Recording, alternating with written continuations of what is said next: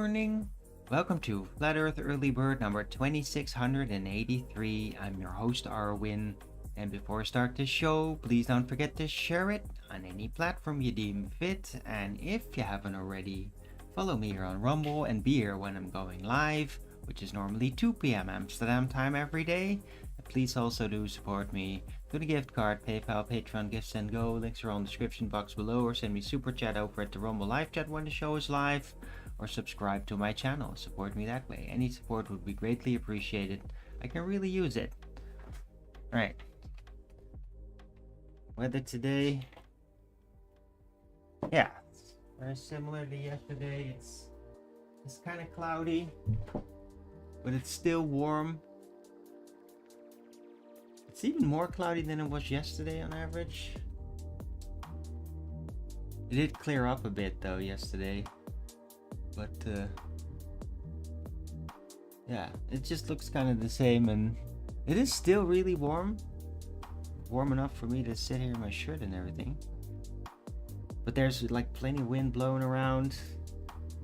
It's a steady flow, and it's kind of dreamy outside. That kind of weather where you just cool off and you kind of get a little bit daydreamy. I bet a lot of people are. I do. Right. So, hello. It is Sunday, the 5th of July 2026.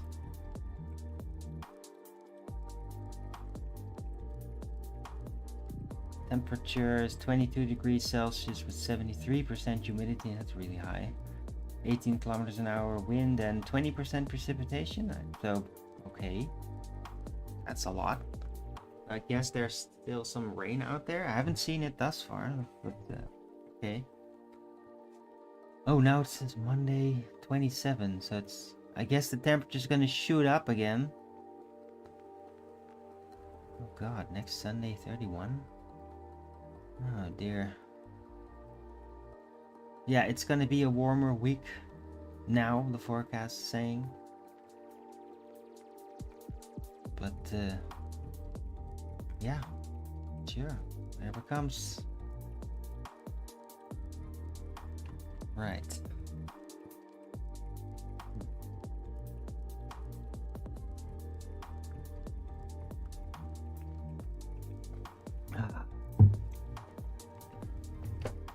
So, hope everybody's having a great weekend and everybody in the US had a great 4th of July. I had a pretty good time. Oh, I was on Earth Awakenings. A whole bunch of discussions there, including about founding fathers, and I shared my ideas about, well, this might be triggering just still to a lot of people, but that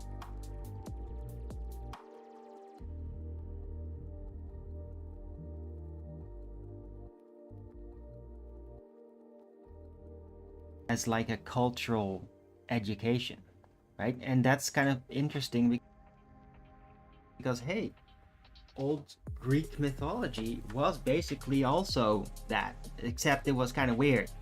It was a lot weirder.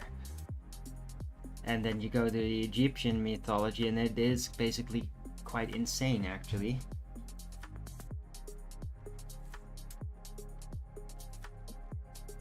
But yeah, I just consider it as like being the story that is like the background of the nation.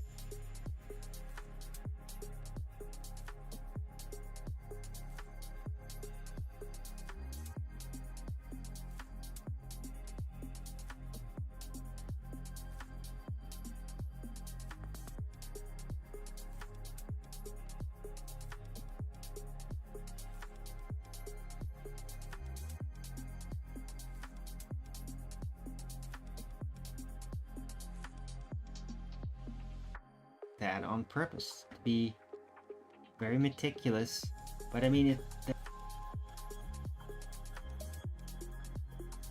there's big holes in it too. And yeah, and then everybody that's into it will just kind of like overlook it because they love the whole thing so much. And hey, I do too. And in a way, it's almost like heartbreaking to even consider this theory that I really think, unfortunately, is actually a mythology. But I mean, just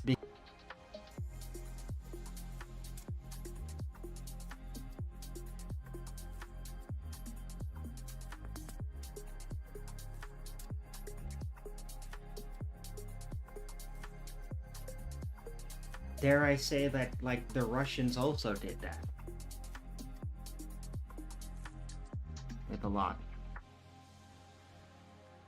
And a lot of it is also, well, actual people that were Tartarians that would live at that time that were then basically assimilated into the new story.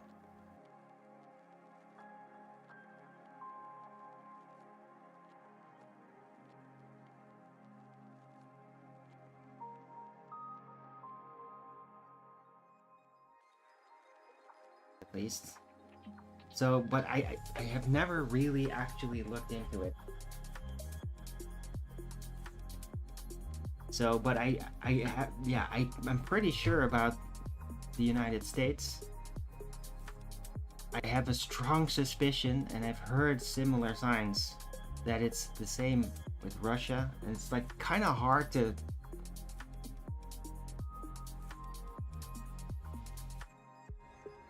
but I have like on the map right in the middle of their territory basically. So in a way, Russia, you could even think of that Russia was like an Asian reboot of Tartaria.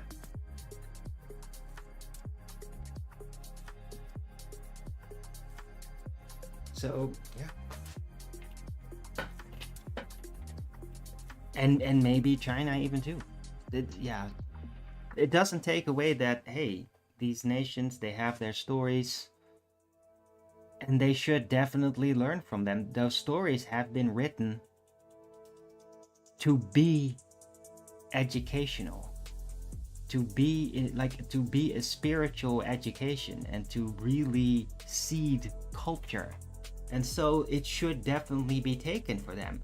It's like, whether it's a fairy tale or whether it's actual history, it's written to be learned about.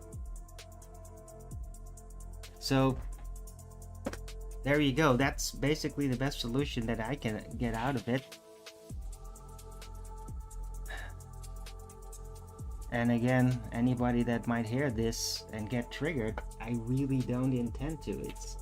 I guess it's very similar to Flat Earth, right? I mean, some Globers, when they hear Flat Earther, they think like, oh, he's trying to fool us. He's trying to take away our pride in our accomplishments. But no, it's actually completely the opposite. And like trying to like pull you out of the illusion so that you can take things as they are and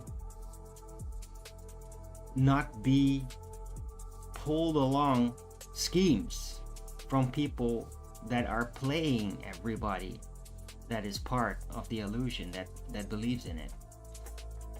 I'm actually trying to spare you, but I mean, yeah, you won't see that. And yeah, for American patriots, especially, it is kind of the same. Probably. A lot of them will not want to hear from, maybe a lot of people that have followed me and were real patriots and that really like the things that I have to say about geopolitics, the spirit of it. Maybe they're like, oh, this is it. Shut the door. I never want to hear from Arvin again. He says the founding fathers are not real. How dare you? It's like, I'm sorry, man. The way I tried to preface this. I really like the founding father story. I'm like a real big fan. I pretty much any movie that's going to be about that supposed historical era, I look at it with like, whoa, this is awesome. I mean, it is it is one of it. Let's just try to repurpose it. I think it's one of the best modern post-Tartaria mythologies that has ever been written. I think it's like one of the best stories in the world. So I totally get that, and I get why Americans that are patriotic really love it so much, because it has so many good things. It gets so many real virtues. Well, you say they're real, but they probably aren't real. But at least the people that wrote it, they wanted to give everybody something to believe in, and to show an example of like real purpose and real personal sovereignty, and like sticking up for good principles and just overall bravery.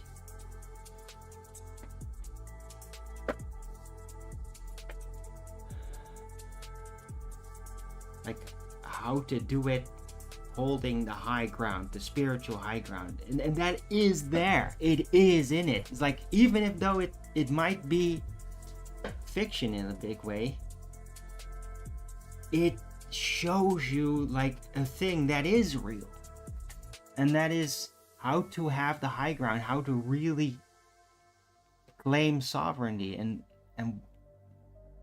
to show you the direction of what you really need to kind of keep it like that. And that's the irony, of course, that how far has the United States slipped with it. I mean, yeah, you still got your guns, but not everywhere though, not in the big cities, right? A lot of them. And it just seems very much like the United States have basically ignored the main warning, which is literally contracted in the founding documents and the Second Amendment, that if the government just completely corrupts and doesn't uphold the Constitution anymore, you need to remove it. And by removing it doesn't mean you just vote for another puppet representative. That's not removing the government. No, you need to like get them all out and start it up again, uncorrupted, and with measures to prevent that. It's in the contract. It's in the document. Yeah. If you don't act on it, then no matter how glorious the founding fathers' mythology has represented itself, how brave they've shown themselves, you have not copied it then. Americans, you've not performed as the contract says.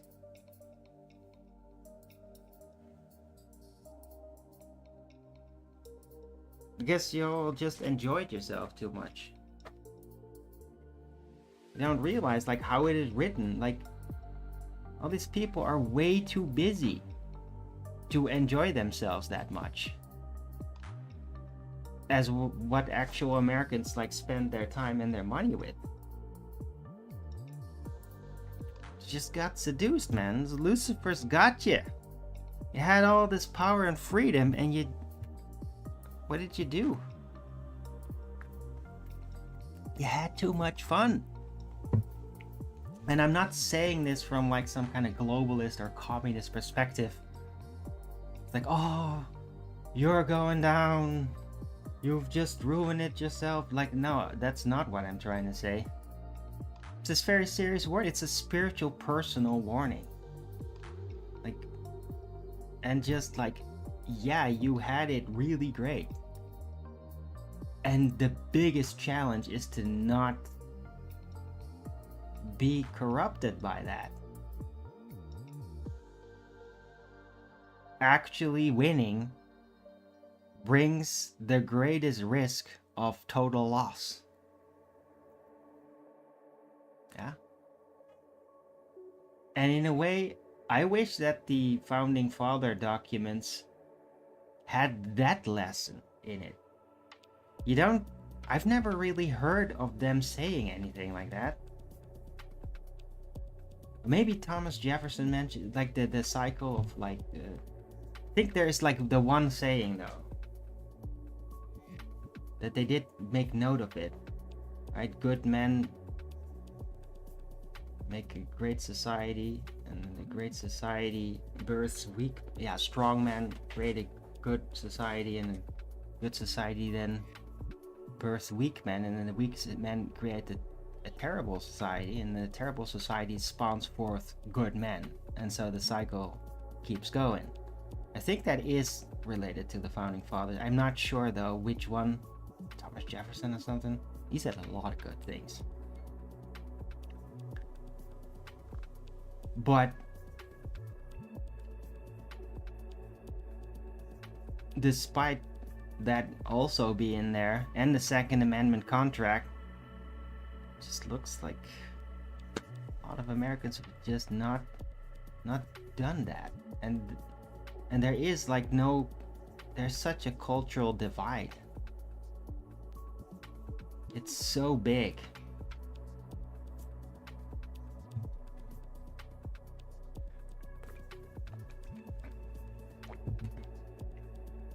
But I mean, maybe that's why it's staving off for another civil war.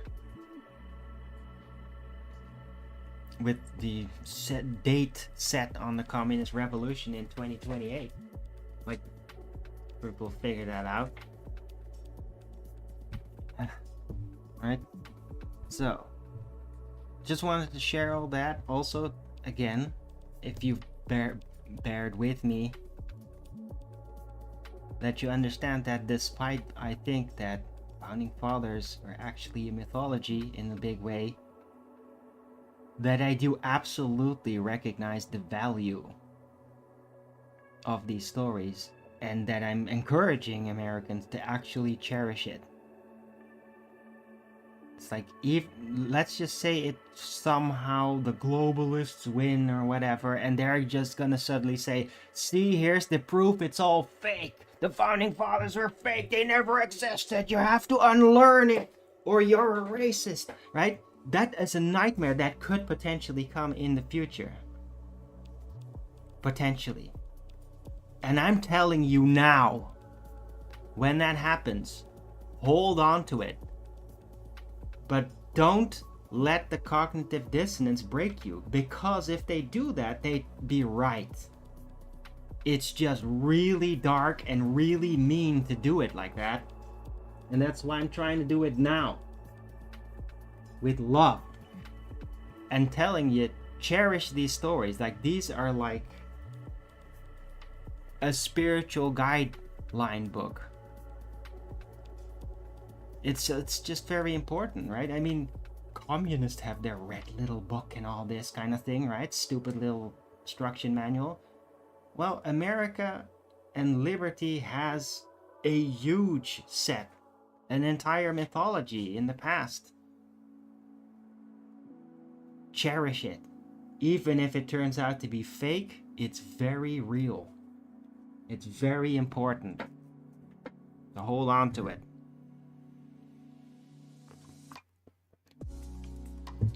Right. Iran is twice the size and population of Texas. Okay. Yeah.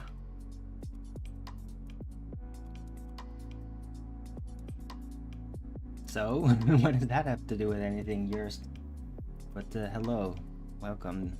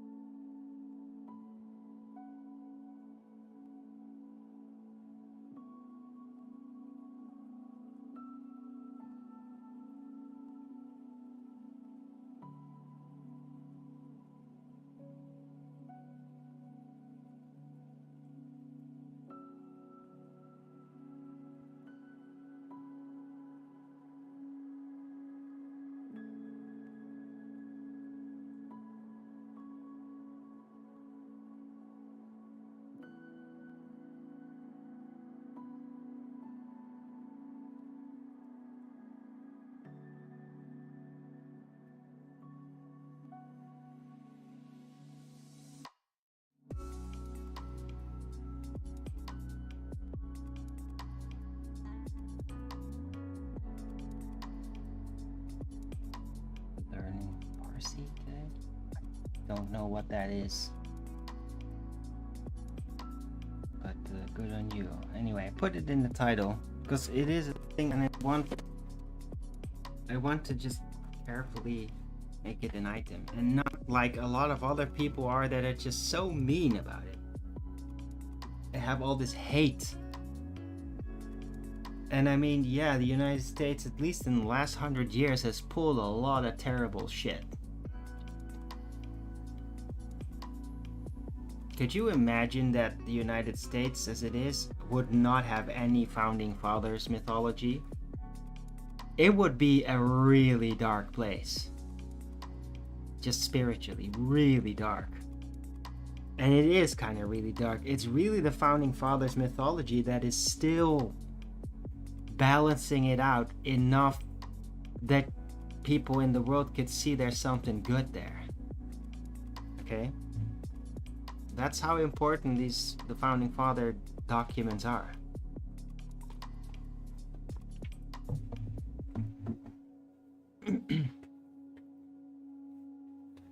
Right. Anyway, I just wanted to share that. I had a whole discussion about it, and I mean, I really mean it with love. Dude, I dedicated a big chunk of my soul to America and learning about America, learning about the culture, learning about the difference. Dude, I know more about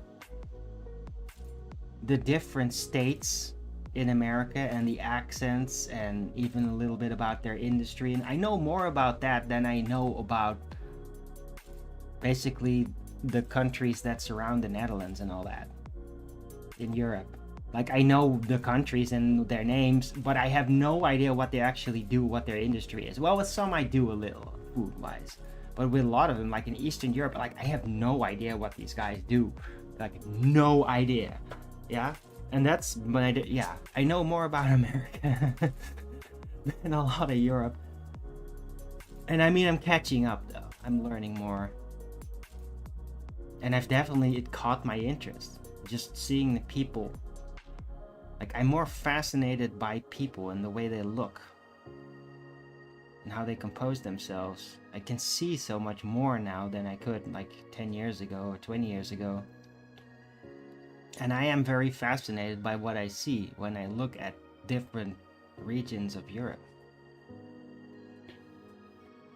I mean, they're so different looking, all of it, but also the same. It's like, it's just this big spectrum of form. I'm talking white here, whites, different forms. And you can just see how it shifts. You see the different type collections in the regions and like how they're shifted. Like how they transition in form towards like directions. It's just incredibly fascinating, really. And it's also funny because some regions it's like one nation, another nation right next to it, and it's just, you wouldn't be able to tell the difference at all. Like, at all. It just look basically exactly the same collection, the same types. But then it's a cultural background or a religious background that kind of like makes the difference. Like, that's there too in Europe. It's very interesting.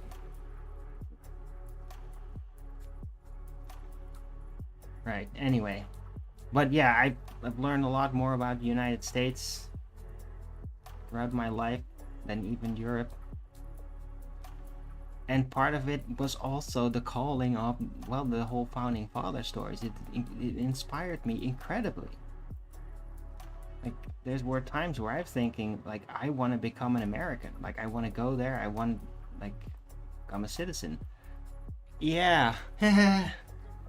Then I started to figure out, like, basically post 9/11, like, their dark side, and I was like, wow, I did not know about, like, all the biotechnology experiments and just what they do with their food, and as soon as that shone through, I was like, okay, I'm staying in Europe. I mean, I love the Americans, but holy shit, I'm not gonna subject my body to all that. No way. No freaking way. I don't know how you even survive all that.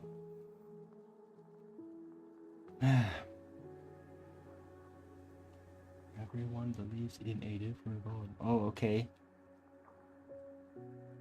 Well, I mean, people might believe in all kinds of different things with God. I believe in the God of Christ, which is a God not of this world and out of this world. He's only here through basically energy, and he is the manager of the realm system. Like, that's the designer. The designer manages, but he does not manifest. What there were manifestations, and those are the shapers, or the pantheonic gods, which are not the god. They are basically the gods, the pantheon. And they shaped. Oh yeah, they shaped, and then they eventually started to mingle with man, and that became the Nephilim, and then things went out of control. And now they're all gone. The gods are basically returned to wherever they return back to the inner dimension or whatever. And the Nephilim are like a bad experiment, basically, that should have never been, and their spirits still dwell in the dream realm parallel to our physical reality, and they can't return to anything. They can't return to the other side like the shapers, the gods. They can. They have. But the Nephilim couldn't. And so they are spirits that just haunt us. And that when you take DMT, you might bump into one of them, and it's gonna like try to inspire you to Marxist methodology, or God forbid, direct Satanism. Because that is what they do. Because they just want to have a little glimpse of being back in a body again from their basically stasis position.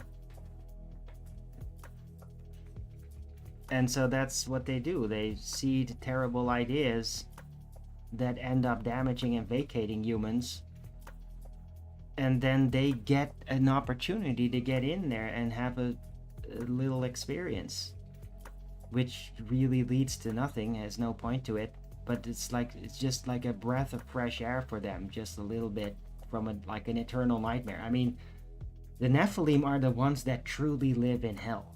If there is no real Dante's Inferno hell, in my opinion, not literally, metaphysically, as in, yeah, whatever, it's another story.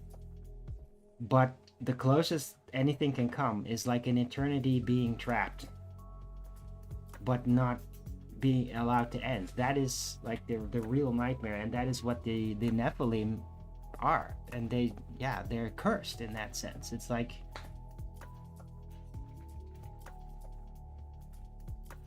you could almost say that God never really accounted for it.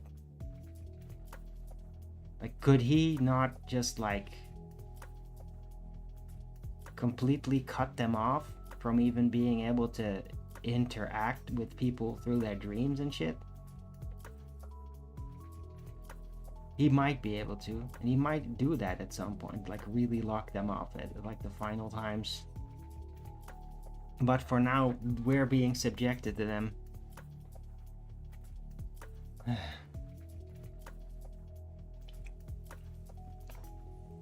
Is evil something that exists outside of people? Yeah. I mean, evil's a choice. If you have a consciousness and a capability of choice, then you can be evil or good, depending on the patterns you follow. A lot of what makes things evil is about the form of it, not the cause. Like, the means justify the end is really the ultimate evil statement.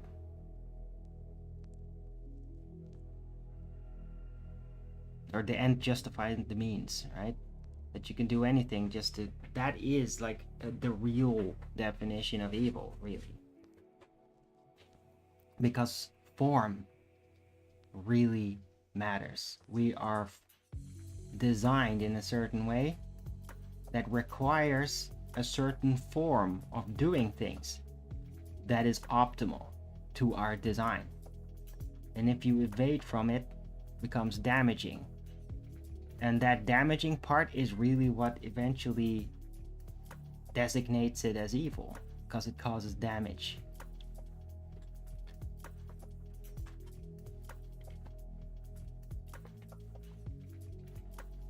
But I mean, yeah, then there's of course the intellectual approach and the legalization, or the legalistic processing of these kinds of principles into the eventual framework is it's complicated, right? So when someone does something evil, it came from an outside source? No, because the evil is the action. But if you don't know what you're doing, then it's not evil. Unless you find out the results of what you're doing. Like, you can do something and really not know it's evil. But if you then find out it's evil, because through observation of the result, the effect of it, you have an intuition, everybody does. Even animals do. To sense whether that was good or evil.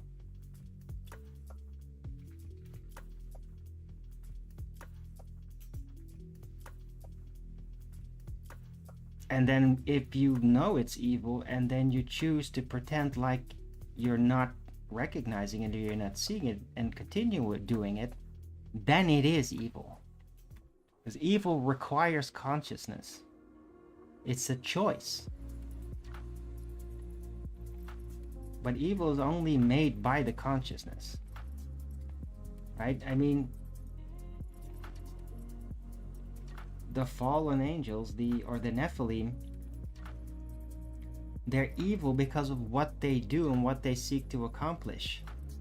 But from their perspective, of course, they're just trying to get a breath of fresh air.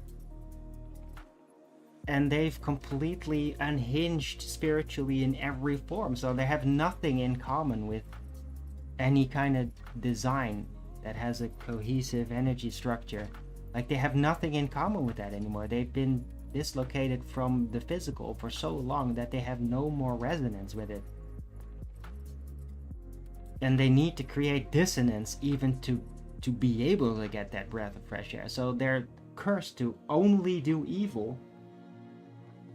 But that evil is really to the rest of the world, to humanity. And it's them that should recognize it and then make the right choice. And if they don't, if they go with it, with those systems, with the dark magic, then they are evil by choice. Yeah, nobody made them do it. They chose to do it. They figured out what it was, and then they made their choice. That is what evil is. But you make the choice to do it even though you know it's bad and it'll lead to more darkness.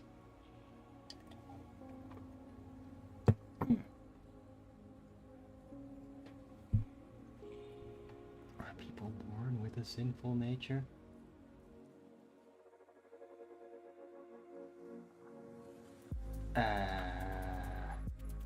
No. No, we're born with a playful nature, not sinful. Again, sin requires consciousness.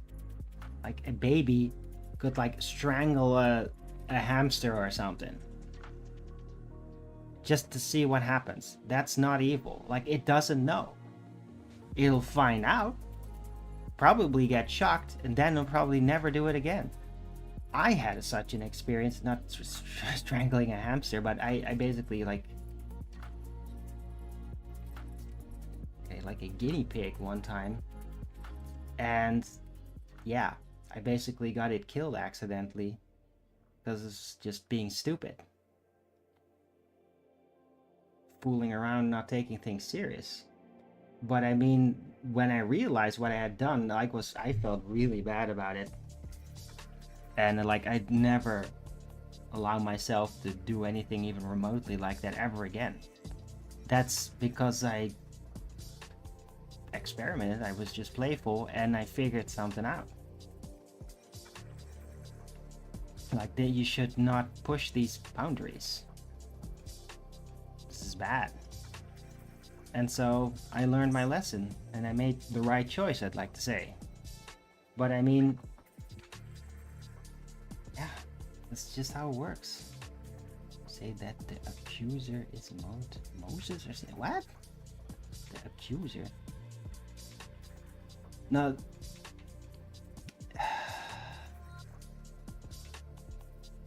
Technically, Satan, or yeah, Lucifer the Fallen, the accuser. I mean, the accuser is really like the form. It's because of the choice he made. This is what he ended up becoming.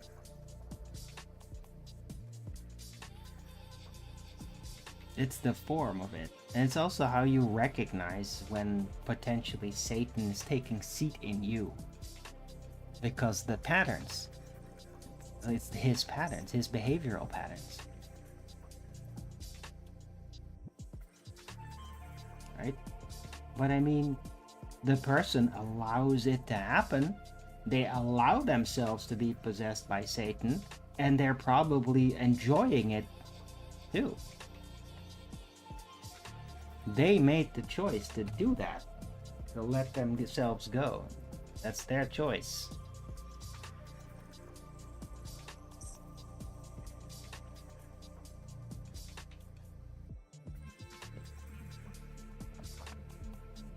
Ugh.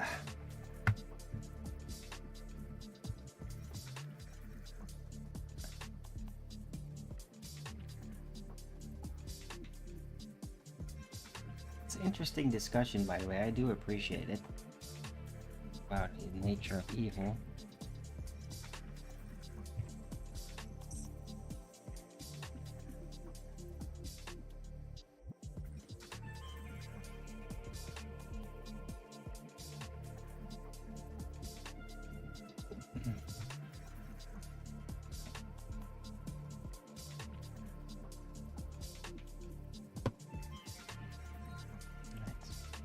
Putting that in there.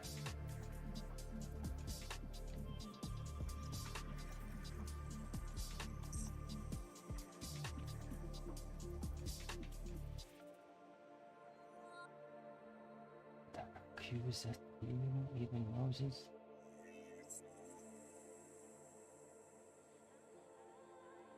Okay, who says that? It's not clear who's saying that from that quote there. Oh, and hello, by the way, it's Z time. ZR.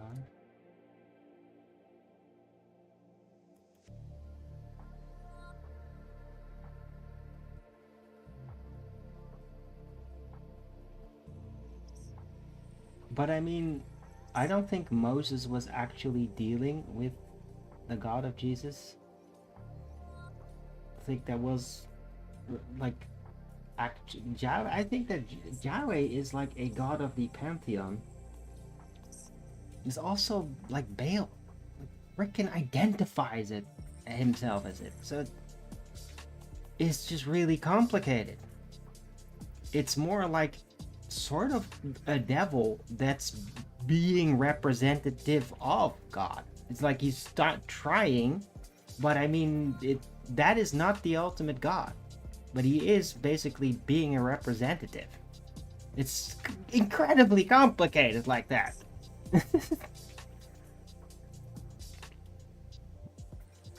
Lesus? What? Lesus? Who the fuck is Lesus? What?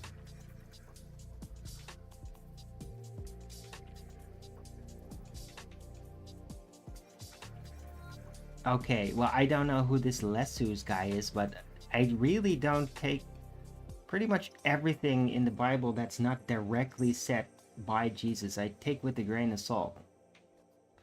It's all a giant test.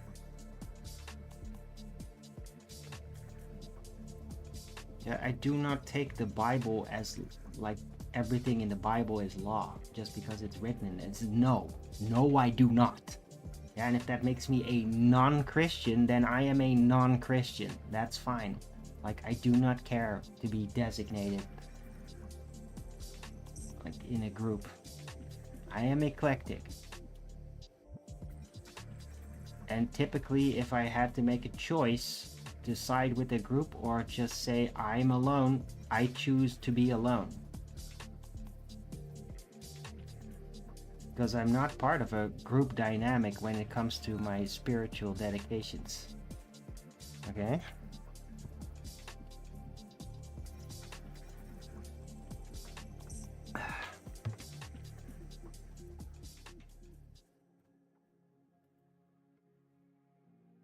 Coffee tasted way too good. I got a croissant, by the way. I gotta eat it.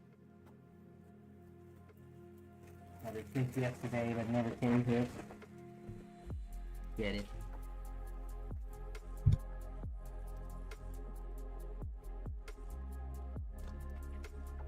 How beautiful it looks.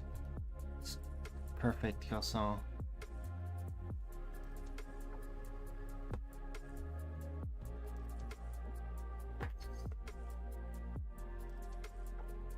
This is like a showcase type of croissant. Looks so perfectly symmetrical. It's just surreal. Like somebody just, yeah, this is the perfect croissant. And nobody cares, but I mean, I do, even though I don't really, but just saying. Anyway, cheers.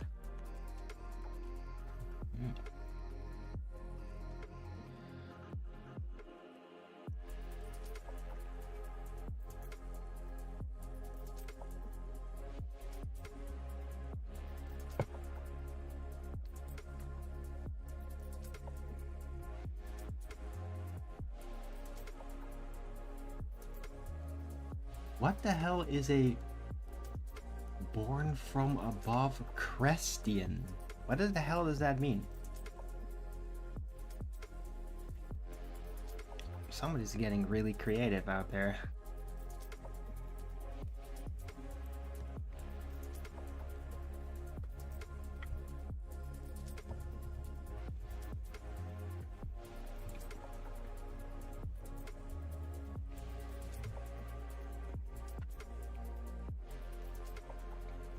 Now, let's just say I'm not any form of Ian. I just do my best, follow the path of Christ. I follow his wisdom. And that's it. Yeah.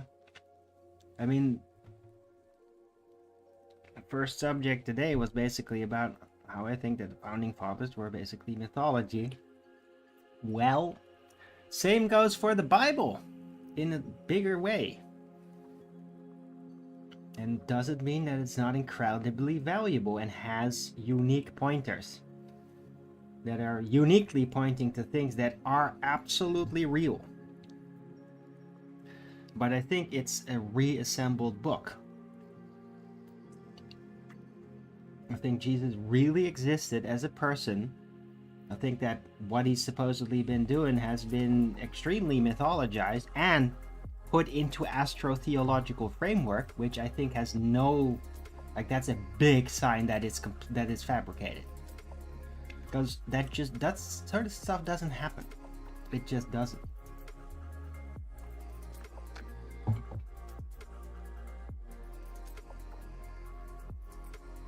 Yeah, things that play out in the real world are not going to symbolically express astrological cycles. It's really that simple. It doesn't. Yeah, it literally does not do that. So if those kinds of patterns are in there, you got a storytelling pattern. And that means it's an assembled story. It is basically a mythology. It doesn't mean that the character wasn't real, and especially does not mean that the words that Jesus says have not actually been spoken. And that's where the key is. I mean, there is an emphasis on the words of Jesus in the Bible for a damn reason, yeah? I mean, what book literally, not by the followers of it, but like by the printers, highlights the words of an individual? And that means something. So, anyway.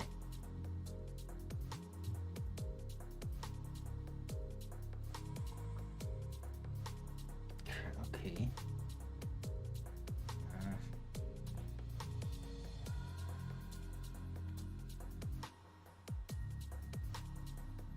Okay. Well, judging from those letters, it has something to do with the Eastern Orthodoxy?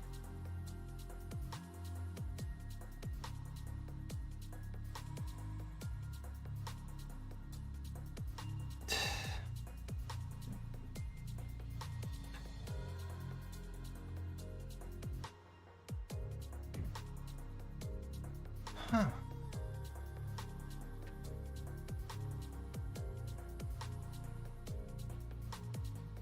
They were Christians, not Christian. That's hilarious.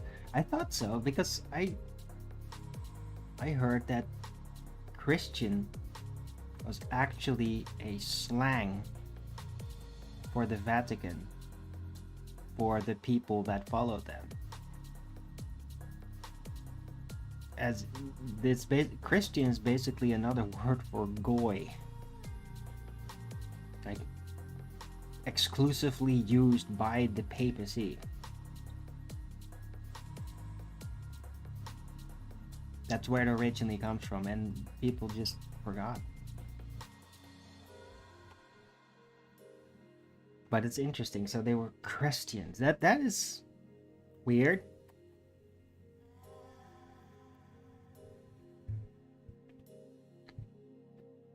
And I mean, it's kind of complicated though, because what does that even mean? It's obviously not something that they all lived through in English. So why would that word? It's all being translated from Greek.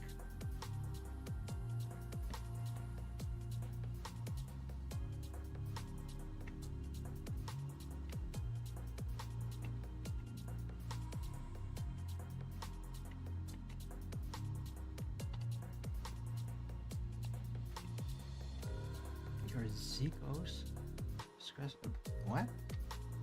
Okay, sorry, but it's just I'm not really following what you're talking about there.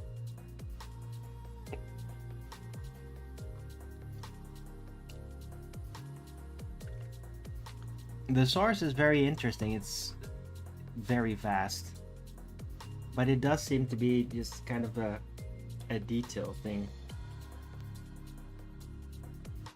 So that Christian is basically a misinterpretation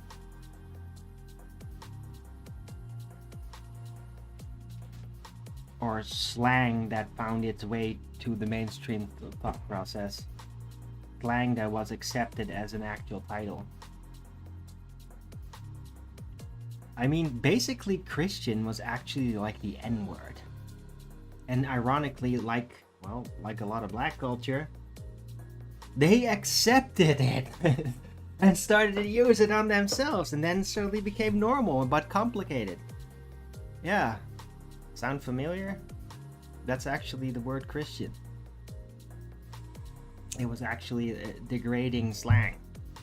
And then the people that were called that literally started to just use it and normalize it. Just like the N-word with blacks. Weird, huh?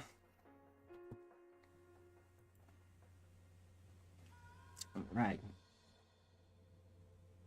Christos Healer. Okay, that's cool. Jesus Christus. Healer. That's fascinating. That actually kind of makes sense if you're correct, and I bet you are. Huh.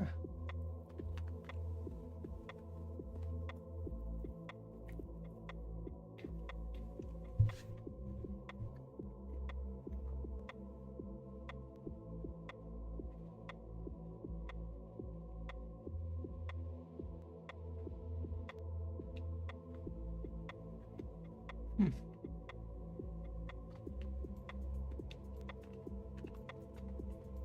Well, cool.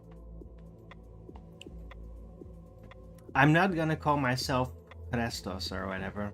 I'm not gonna do that. Just like I'm not gonna say Jehoshua. Like, not doing it. But I thank you for the detailed little etymology pointer.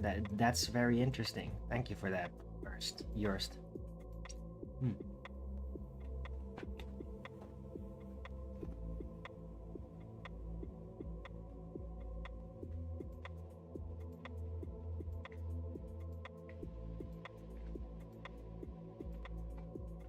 Healing goddess of remedies. Okay.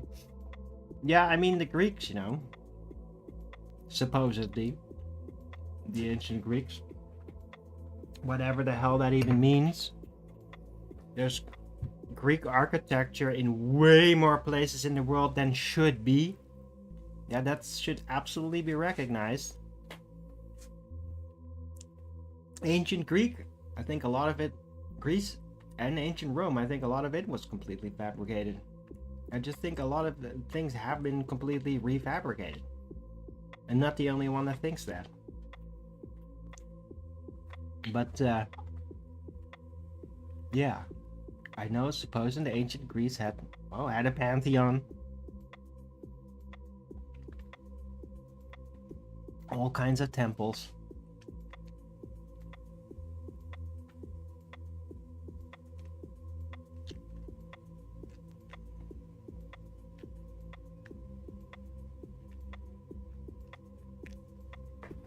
Hmm.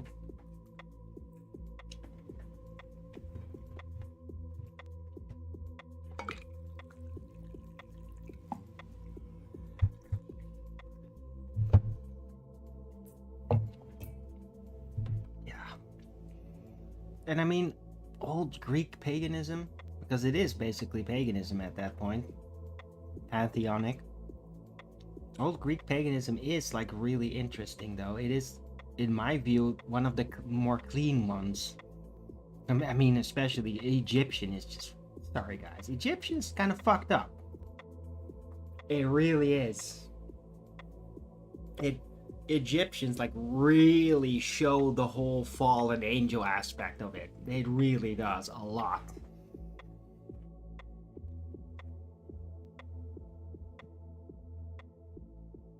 The Greek pantheon is just more subtle. It's more thorough.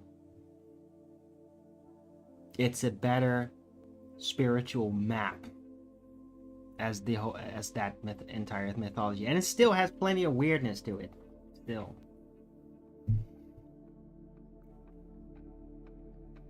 But yeah, I've actually met people, like, I mean, decades ago, that like literally were like pagans that were very deeply into like ancient Greece deities and all that. It was very serious.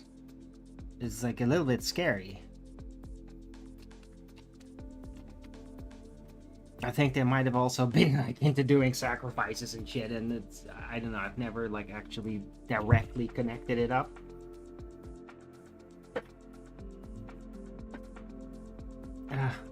But yeah.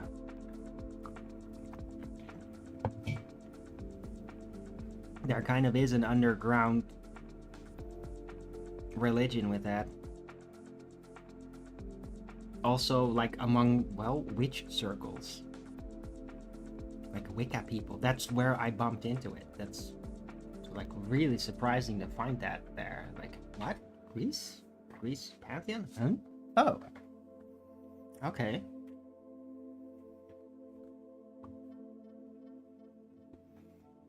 Chris took on the traits of Bacchus. I've heard that before, definitely, yes.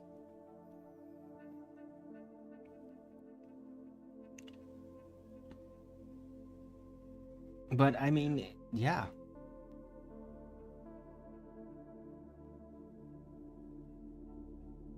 There are similarities with basically figures in all of the pantheons all over the world. Except with those other pantheons, there are always blatant imperfections in it, and it's like it's not cohesive. It's like the Jesus Christ story is like perfectly pure. Turn water into wine. Dude, who can't turn water into wine?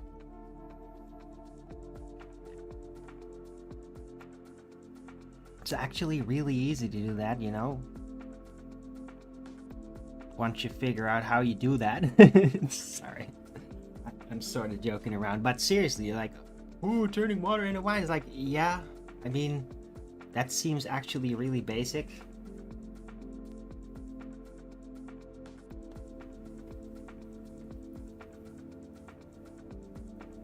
Right? I mean, I could sort of do it if I just have like Insta wine. You just have like a handful of powder that is just super dehydrated wine, and you just like Abacadabra, bluing, and suddenly it just turns into wine. Sorry, I'm blasphemy. Hey, chill. You know.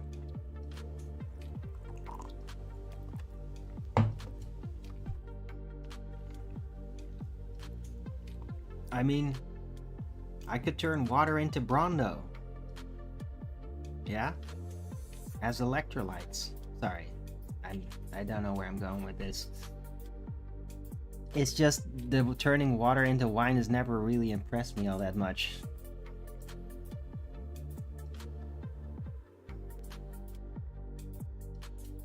But I mean, there's a lot of incredible things possible. Especially when you master like energy working, and you're really powerful, really focused, really pure.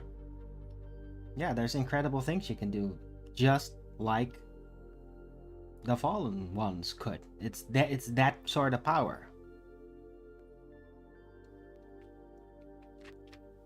It's energy work, and like you wouldn't expect what that can do. It can do really surreal things. It just like it changes the entire way you start to think about things when you experience such things. It's just so weird. It's so out there. Just like dealing with the freaking homunculus. I mean, once you get to see that, you're like,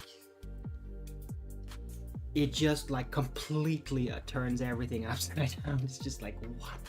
How? What's going on? What the fuck? You know? All sense of normalcy just goes straight out of the window. And yeah, and in the past, that would just say, oh, that's a miracle. And I mean, who's to say it's not a miracle? But it is like energy. It is an energy work thing, though.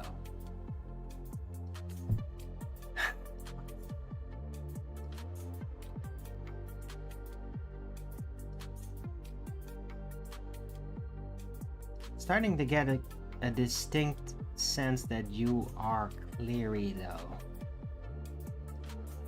Since Cleary is like basically satanically possessed with trying to oppose everything about Jesus. Give him a finger, he'll take your whole body, the whole world, and the whole universe with it. Right?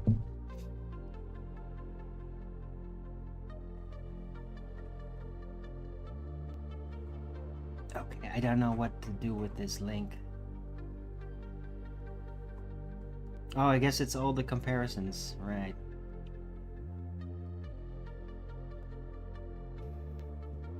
Dionysus.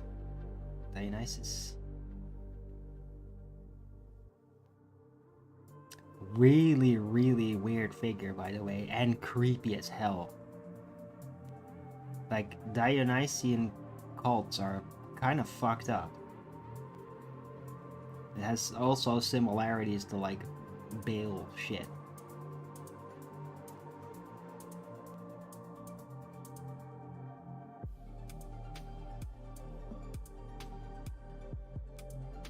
Not exactly like that, but it's, yeah, I mean, Greek pantheons did do like a lot, there's a lot of dark shit in there.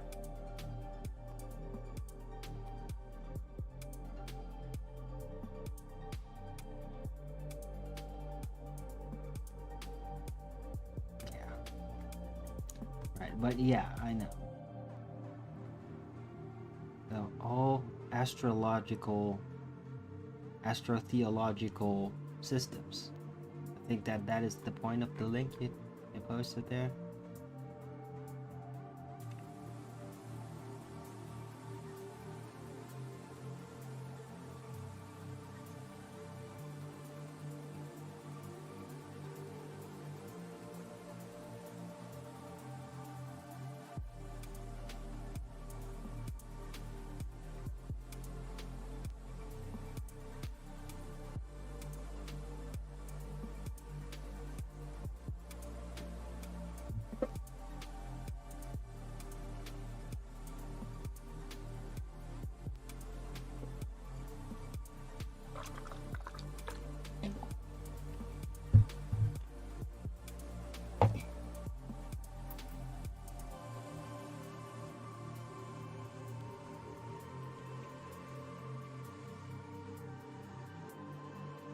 Right. Anyway, I hope everybody out there is having a good day.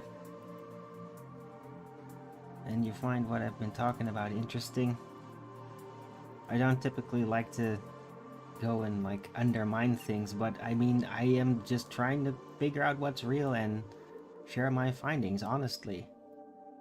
Right? And every time some kind of thing that you thought was real pops like a bubble, which obviously would basically start with like the globe Earth and NASA actually doing something that's real. It should be starting there. Yeah, I don't want to just, like, I'm not the enemy of the dream. It's just everybody being suspended in these dreams is leading to dark forces getting more grasp on things and you not really noticing it. Because all these illusions, they make you look the other way without even realizing it. It's very hard to explain, but that's basically the best metaphor to give about it. And so, yeah, even if it's fake, it's real, yeah? Founding fathers, it's incredibly important. And also just because something turns out to be fake doesn't mean that it's like everything about it now has to be thrown into the trash bin. Like, that is like a very unfortunate response that a lot of people have to figuring something like that out. Like, they feel like they're lied to and then they want to have nothing to do with it. And they close it off from their hearts entirely. And I mean, that is in a way logical, just to protect yourself, but I mean, it's not gonna go away though, right? Just because you figured out something doesn't mean that the rest of the world is gonna figure it out, even when you say it to them straight out. People don't do that. And so, I'm trying to find new formats beyond the illusions of how to deal with it all. How to regard things. Like, even when you know they're fake, they're still going to be there. What does it do? How do people deal with it? How is it important to them? And then just deal with it in a respectful way where you could potentially get them to take a peek. Right? and not just attack people for like your ideas are false. I'm gonna show you, and just like you've been lied to. You can only trust me. No, that is just so invasive. It is irritating because you only end up with like a cult with people that are fanatic like that, and you become really unsociable. Especially if you have a group of people like that, it's like nasty. And the outside world would just see you as trolls every time. You're trying to break their dream. It's really like a religious, very serious mission, but it's out of control. And you think you can do that. You think you can just wake up the entire world by knowing that it's fake. It doesn't work. Trust me. There's endless amounts of people that have basically tried this and all failed. Because people figure things out at their own pace. And also when it becomes green-lighted. Because when the resistance from the things in control, from the money powers especially, when they just like red light something, people are going to automatically adapt to that. Right? But when it's like the elites just figure out like, okay, it has to now sink in, and then they open the gates, and then people can talk about it, and some will still resist. This is what happened with Flat Earth. It was for a very long time a complete no-go zone subject. It's just something you would not bring up ever, not even to mock it. But then, like around 2015, 2014, something changed. And it's been speculated about a lot, right? Mark Sargent and all that, talked about it with him like plenty of times, even like on the Night Owl show. Something made the elites decide to like let it happen, let it roll out. Because of the internet. Because if they wouldn't do it, it would become too powerful. Something like that. Do I need a savior, or can I save myself? No, this is exclusively, I can only save myself. But I can trust the spirit, and I can trust my senses to know the spirit when I face it. So the savior is the purity of senses. To know what is what. When you know what is what, God is with you. When you deal with illusions properly, you choose the right thing, God is with you.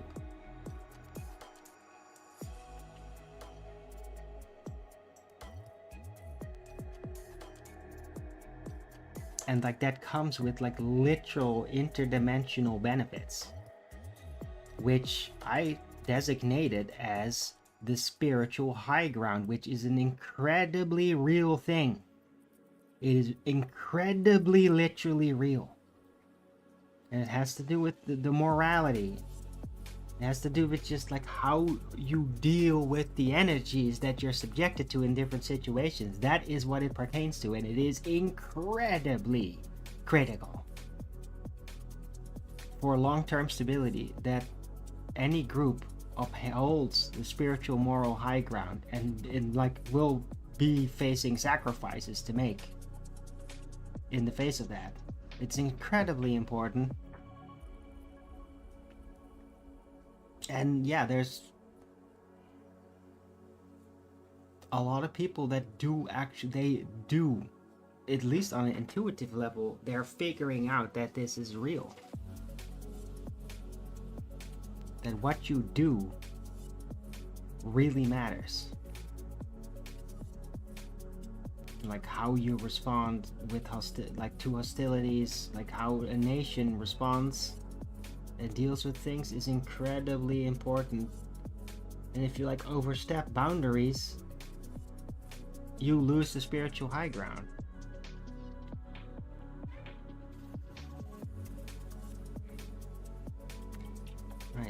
So yeah, I don't need a savior. The whole idea of needing a savior,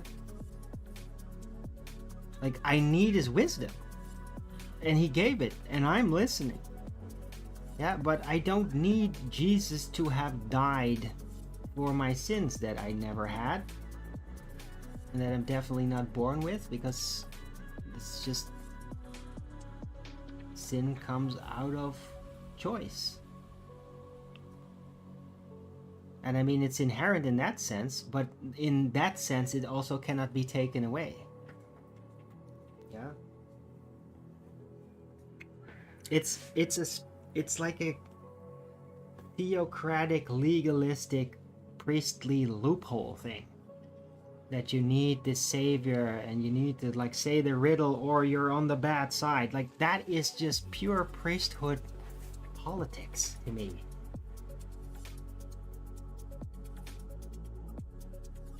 Do you think people live in a state of constant fear of world events? No.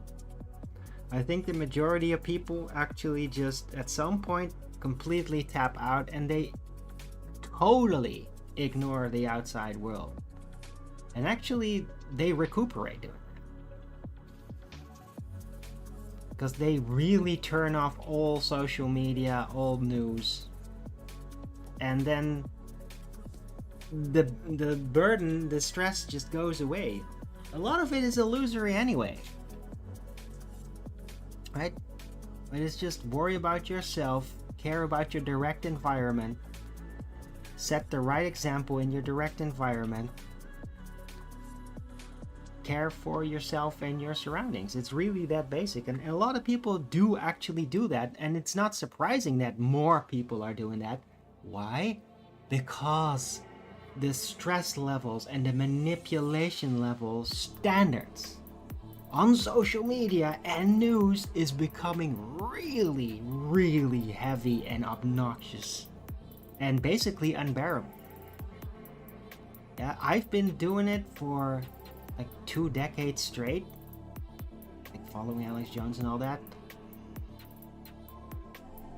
And you'd say, like, after 20 years you kind of get used to it, right? Well, yeah, I do, but it's become way worse. And it really, now it is like idiocracy.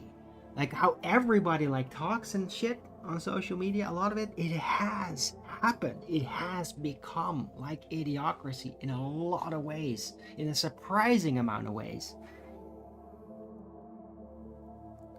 It's just a devolution, social devolution through social media.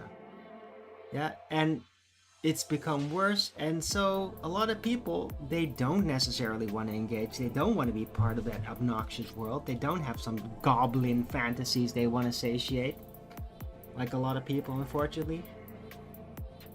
So they just tap out. They just turn it all off, and then they clean up. They just clean up, and they go get, yeah. They just don't worry about it. Most of it is illusions anyway. Do you feel as though the internet no longer serves you? What?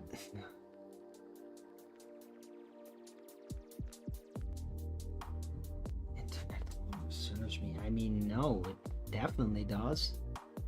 Absolutely, but I mean, it's tougher to find your way. There's more crap now. Especially the things that get shoved in your face are not. They just become more obnoxious and more degrading. But that's to be expected. It's the entropy of such things.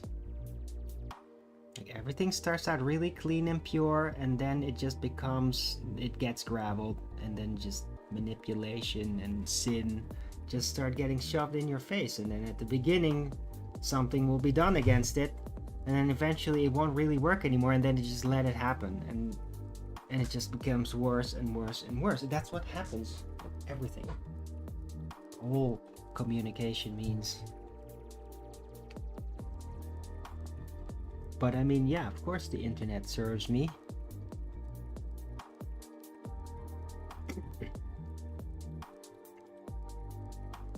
But it's a chore.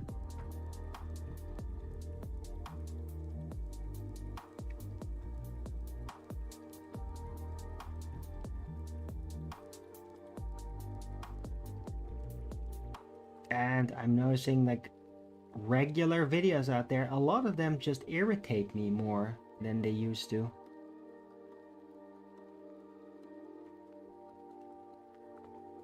Because I can just detect the degrading of habits and ways of going about in people through short videos. You can tell the gayification. You can just tell the sloppiness, carelessness, and just the bad, short-sighted, atheistic attitude. Like, it's rampant. It's getting worse. Not everybody does that, but yeah, the people that are shoved in your face in social media they're getting worse. It's like the algorithm just pushes that degradation a lot, or it tries to, right? I mean, it presents it and then wants you to click on it, and then it's gonna never stop shoving it in your face. I really can sense like, okay, this is gonna suck.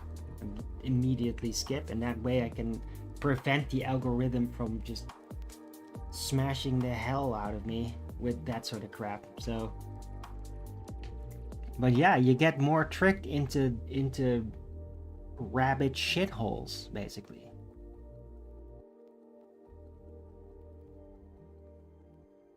Yeah, you think, oh man, interesting rabbit hole here, and then you just end up falling into like a well of shit. It's just, oh god, why did I even go there? They're all retarded.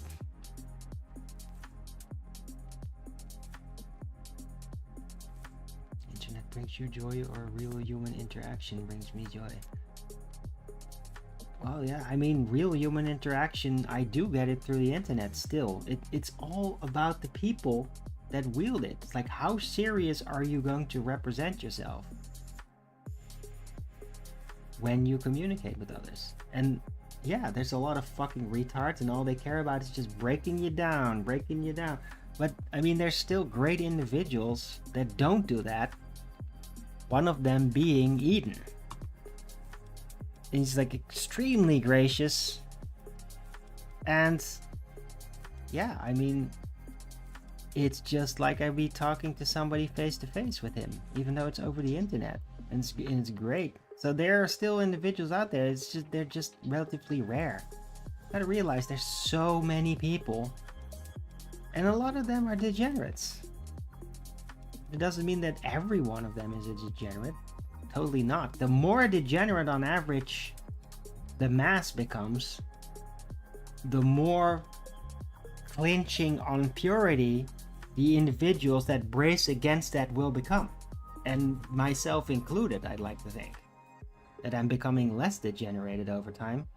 Because I mean, like 10 years ago, yeah, some points I would flip out. I would go way too far. I would let my rage wind completely dominate, overtake everything, all sense of reason.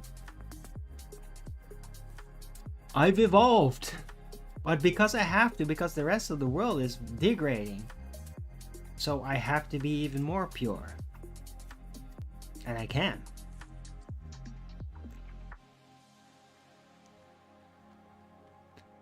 Right? And yeah, human interaction can bring you joy, but you can also, yeah, I mean, I'm a freaking half a telepath basically, and I can tell, like, people can't hide things from me in face-to-face situations. If they're gonna have certain thoughts, I can see it.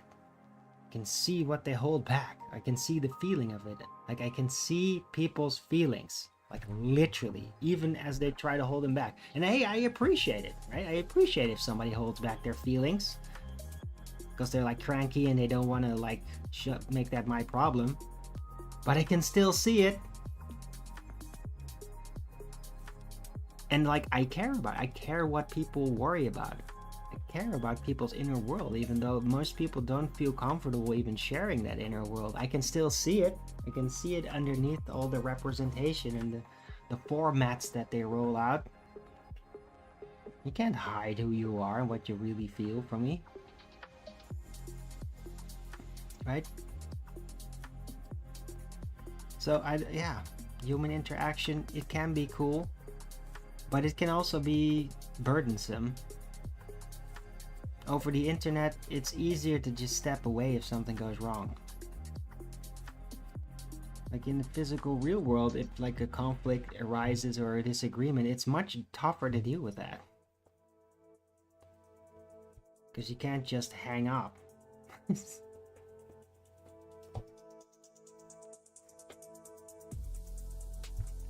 Anyway, I hope everybody's appreciating the show. Got some Rogan's ups. I appreciate that. Thank you for that. I got a couple of clips. Interesting ones. What the hell was that? Oh yeah, dragon. That's cool.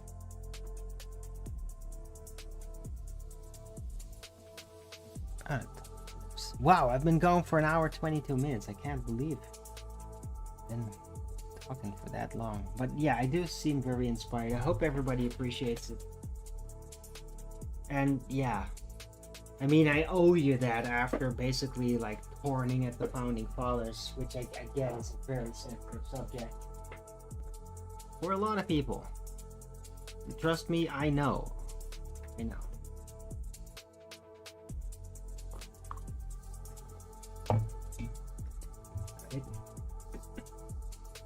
And I have similar issues even with like the background history of the Netherlands. And that is also a sensitive spot. It's a sensitive spot for me because before I even really fell in love with the founding fathers, I fell in love with like the old Dutch history. Like just how freaking badass they were, you know? Or at least how they were being represented as such. But I don't know how much of all that is even real. I've actually managed to figure out about what is real and what wasn't surrounding the founding fathers way more than surrounding Dutch history. It's just more complicated here.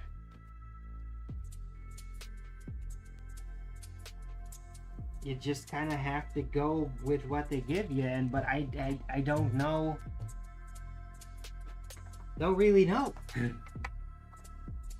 what had actually all happened. I mean, basically, the Netherlands has always kind of been an extension of the German Empire, and yeah, a lot of outside nations still see us as like we're just a province of Germany that has become self-sufficient. But I mean, we're definitely more than just German. But it started out like that. It's the Netherlands originally was just a German province. Or it's not German technically, because the word Germany is relatively late.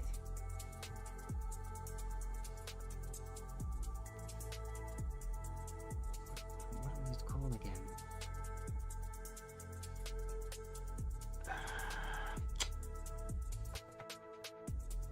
Is it the Teutonic Empire?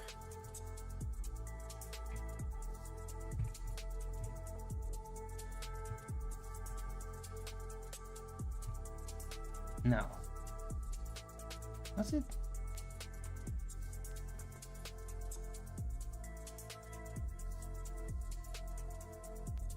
Oh yeah.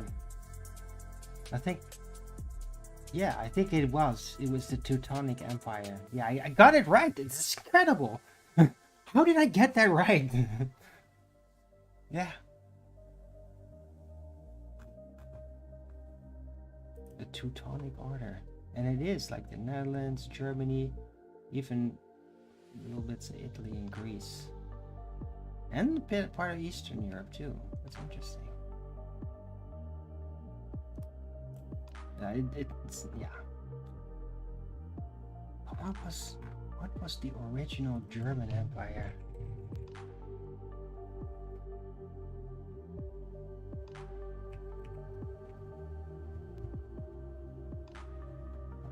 Called originally?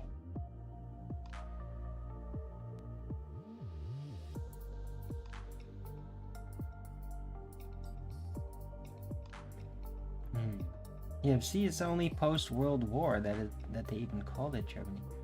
Yeah, there was the Weimar Republic, of course, but I mean, in the old Germany, what was it called when it was an empire? It had like the emperors and all that. Let's just go with that. On German emperors.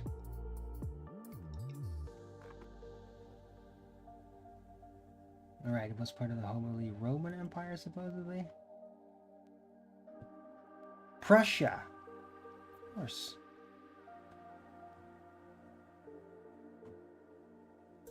Yeah, it was basically Prussia.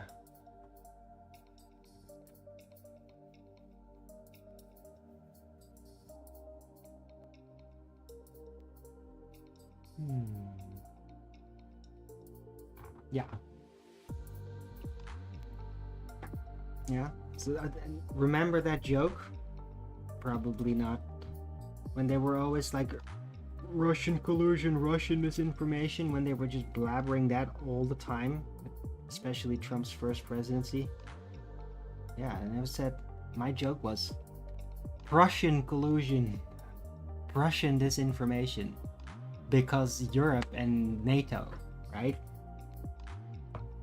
And it's sort of like, it's basically Germany is like the center of the EU, with von der Leyen being German and all that, right?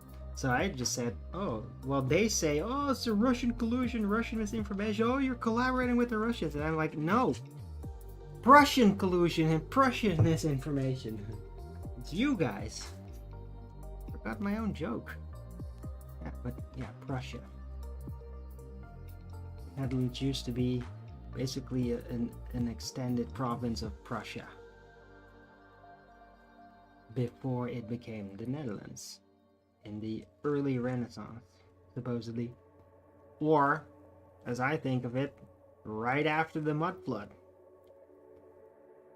Like, we started to make work of post-mud flood. Building dikes, like digging up the sludge and making bricks out of it, like that. Like, we immediately industrialized upon post-mud flood and started like creating something out of it immediately, while the rest of the world was still just like, oh, it's all crap. And we were like, oh no, we're gonna immediately build this. Like that is definitely what's happened. Like the history of the dikes and all that and waterworks, that is real. I mean, literally there.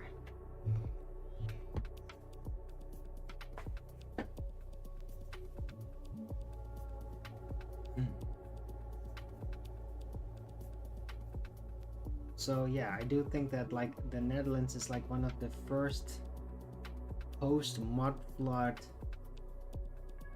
industrialized countries.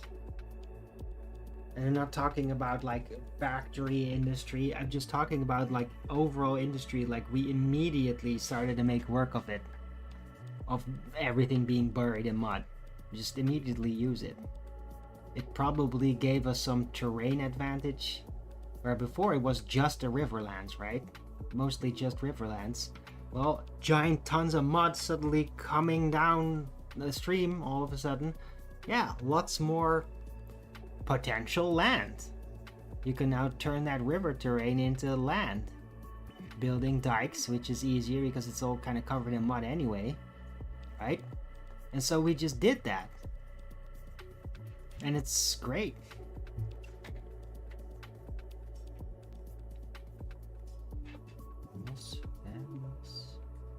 Utopia, okay.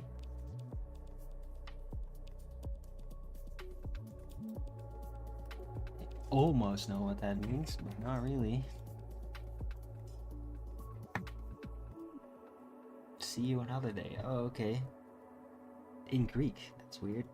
Yeah, see you later, I guess. It's an interesting conversation. Right, I'm gonna play some clips.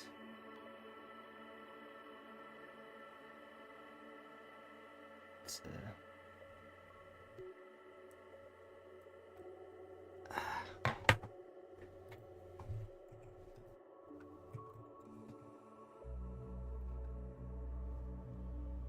Mel Gibson, of course.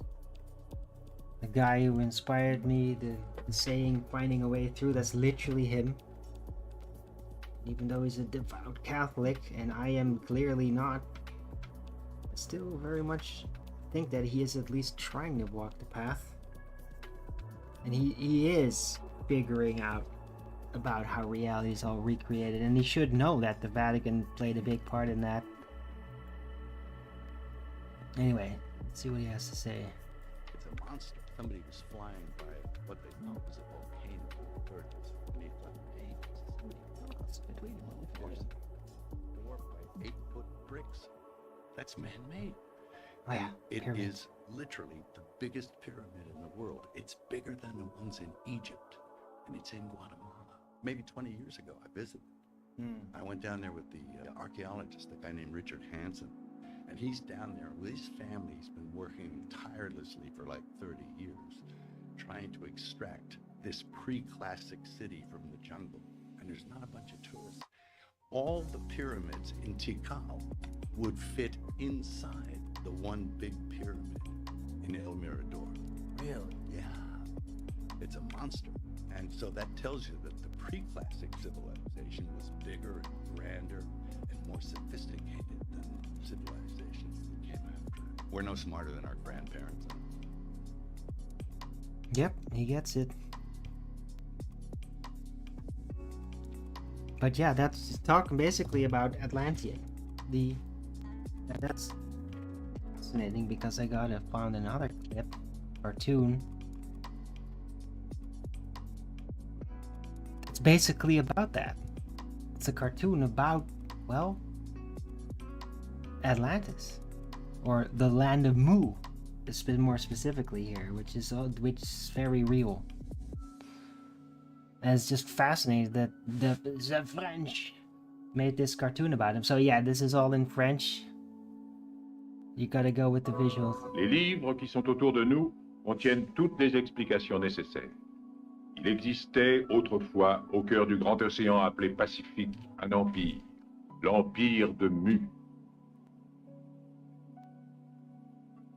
Grâce à l'énergie du soleil qu'ils avaient réussi à maîtriser complètement, les habitants de la terre de Mu menaient une vie tranquille et prospère.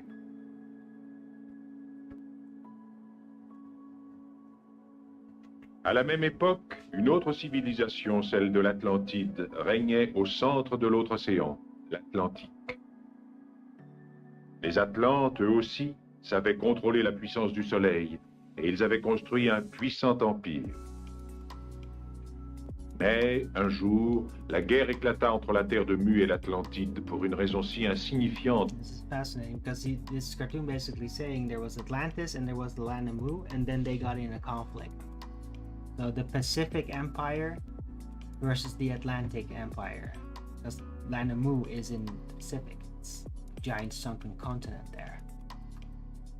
And it's absolutely real. Like it's not actually a mystery as to where it is. You can like see the contours of it, of the land of Mu, like on the Pacific Ocean bottom. And Mind Unveiled has spent like a lot of sophisticated research videos and dedicated it to the land of Mu. No wait, that's my lunch break actually. Mind Unveiled did mention them though, but yeah, anyway, let's continue. Que l'histoire elle-même l'a oublié.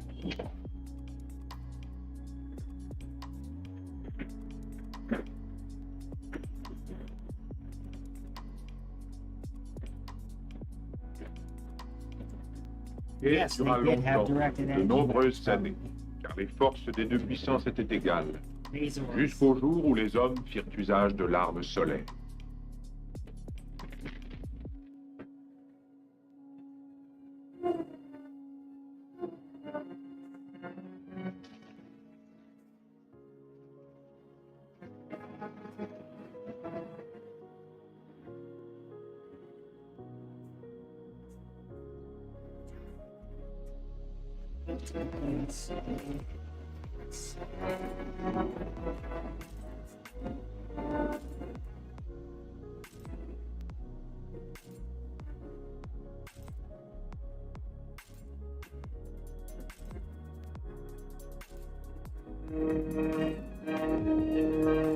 C'est ainsi que ces deux grandes civilisations disparurent, englouties au fond des deux océans.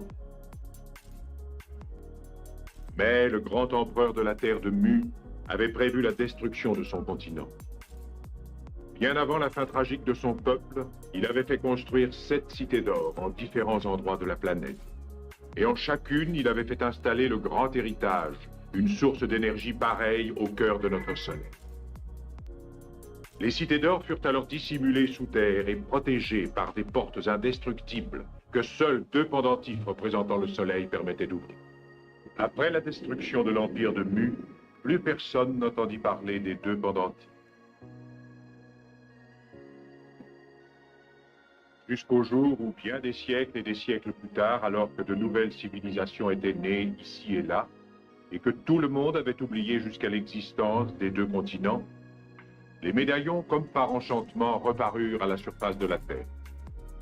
L'un des 2 médaillons se transmettait de génération en génération dans la famille d'un prêtre inca, et celui que Zia porte encore aujourd'hui. Le second médaillon tomba un jour aux mains d'un homme venu de la grande mer de l'Ouest et arriva jusqu'à Esteban. More about the story of that. Et les 2 clés des cités d'or furent réunies alors que cela semblait irréalisable.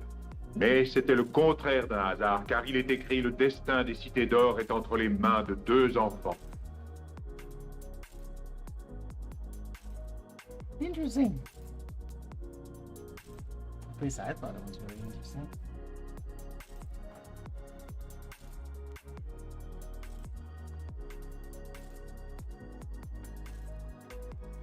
But I mean, yeah, that's basically the what could you call that? Yeah, the Atlantean Age, which is the age directly after the Age of Wonders.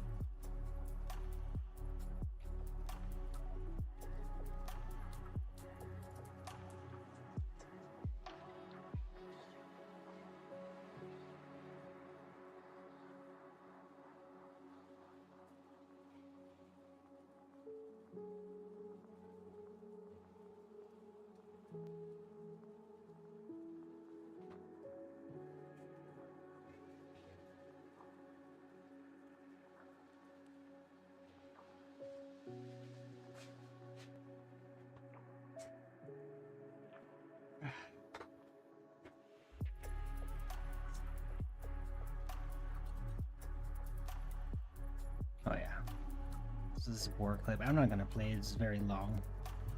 But actually, it's like a Hindi movie. But it looked really like a big battle thing. So it looked very interesting. So I did download it. I'm gonna watch that at some point. Maybe today. That did look very interesting. What's this? What is this? Oh yeah, this is in the Czech Republic. Check it out.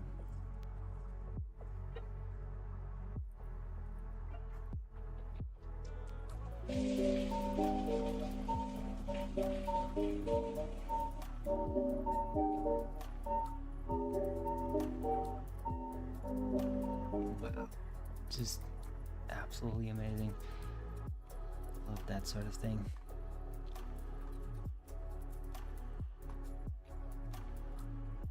Oh yeah, that was funny. I'm not gonna play that though. Oh yeah, the real dragons. Just a couple of pictures.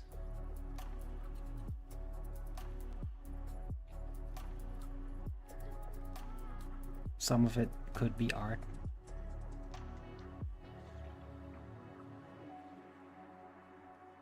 Awesome though.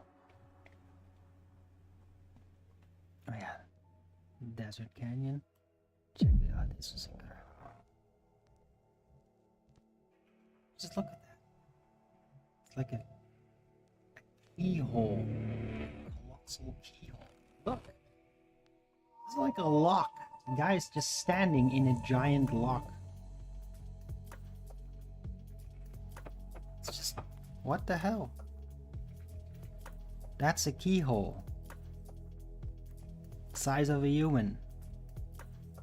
And there's like slots for like a key mechanism. It's just a key lock. Fuck.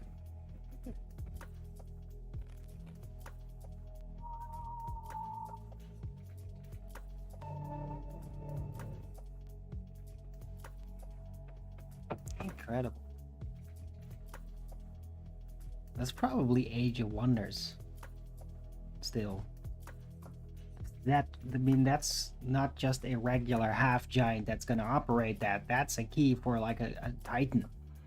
So that's Age of Wonders stuff. Incredible that it's still there.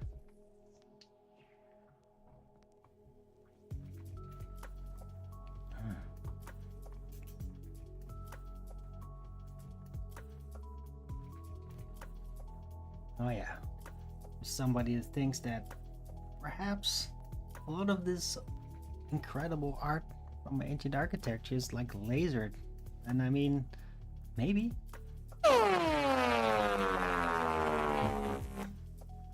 Oh great, yeah. Interruptions, 15 seconds.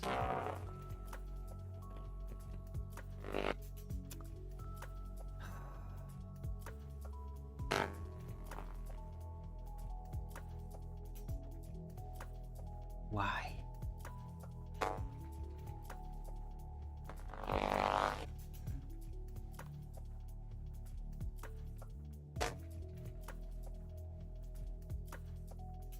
Yeah, but I mean, he's got a point.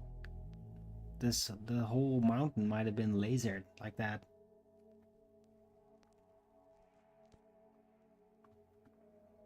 Right. What else?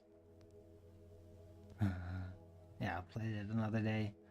This footballer guy from Norway. No? Yeah? Yeah, from Norway. It's like I brought him up the other day. Like I'm kind of a fan of him now. For now. Just I find him an interesting football player.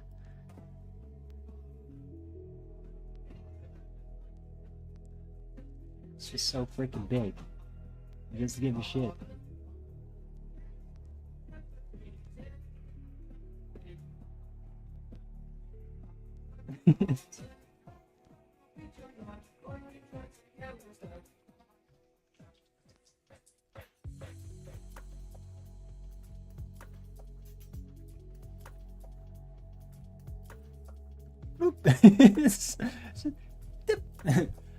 Just a guy falls over.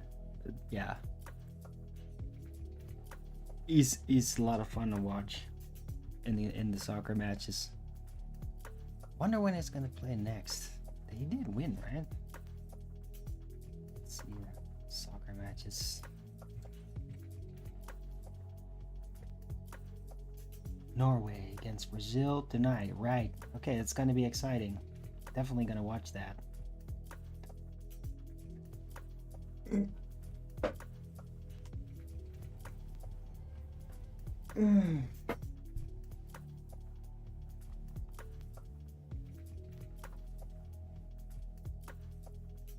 Oh, and England against Mexico 2 at night.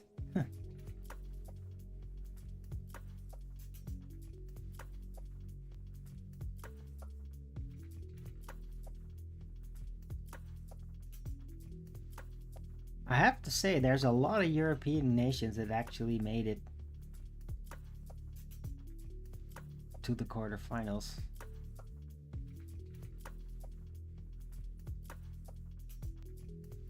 So Brazil, Mexico, USA, France, USA, Mexico, Brazil are the only ones that aren't European countries that made it to the quarterfinals.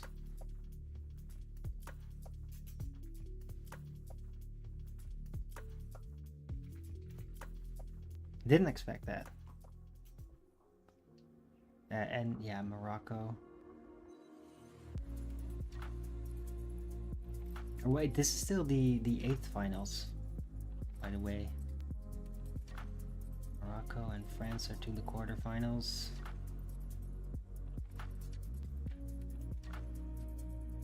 Right, anyhow.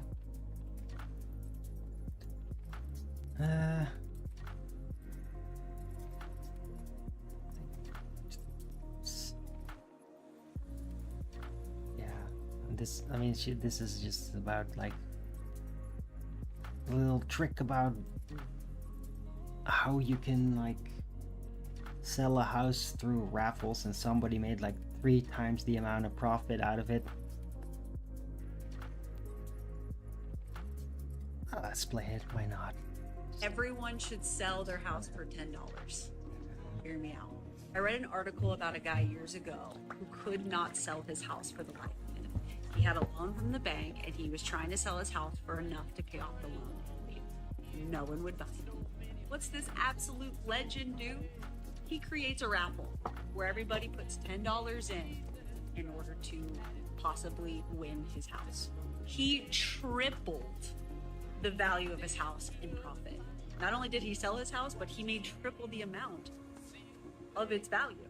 And the person that won it paid $10 and now has a house and no loan. Why aren't we taking this example and creating a system from it? The homeowner is going to make far more than the value of the house. Someone is going to get a house for $10 and no loan, which means no bank is profiting off of interest. We're telling the realtors who are making mass amounts off of us, and we're just creating this society of luck of the draw. And this is obviously for people who really can't afford houses and people that can afford $10. Millionaire houses, all that, they can stick to what they've been doing, right? But us people that struggle to do the day-to-day, why are we creating a system like this? I mean, it sounds great, but eventually it'll just be exploited. Like, if it's gonna get really standard, then eventually you'll have an organization that's gonna go over it and it's gonna meddle with it, and then the same thing pretty much happens over and over again. But I mean, it's pretty cool though that it's possible to do that. It's not always gonna succeed though, you know, because when everybody offers their house for $10, what, you're gonna react to like thousands of houses and then still have the chance to not get one? See, so eventually if just a couple of people do that, then the chances of it working are pretty high. But when literally everybody does it, it's done, it's over. Because yeah, you're not gonna just spend tons and tons of money just on a random chance that you could get the house, right? If it's just $10 for one, like, yeah, well, you could miss that. But what if you just can't even get a house with, yeah, by just regularly buying it? Like, what, you're just gonna keep spending money on lotteries and then just never getting a house? I mean, it'll have problems. You see? So if you scale it up, it doesn't really work anymore, but it's still a cool concept. Yeah, anyway. Wow, been going for an hour 50 minutes. Hope you all have been appreciating the show. I'm gonna round it out. Yeah, I played all the clips except for the movie one, but I mean, yeah. Maybe another day. Maybe after I've watched it, I'll show that. Right. So, thanks everyone for coming. Hope you liked this show. If you did, then please don't forget to Rogan's it up. And if you haven't already, follow me here on Rumble and Beer when I'm going live, which is normally 2 p.m. Amsterdam time every day. And please also do support me through the gift card, PayPal, Patreon, Gifts and Go. Links are all in the description box below, or send me super chat over to Rumble live chat when the show is live, or subscribe to my channel. Support me that way. Any support would be greatly appreciated. I could really use it. Please support your local Arwin, that would be great. Right, I'll be back tomorrow with Flat Earth Early Bird number 2684 on a Monday. Might be a little bit late, but I mean, yeah, usually I might be like starting at 3 or something. We'll see. Anyway, I hope to see you all then. Everybody have a great rest of the Sunday. May God be with you. May Christ walk with you. And until the next video, keep it flat.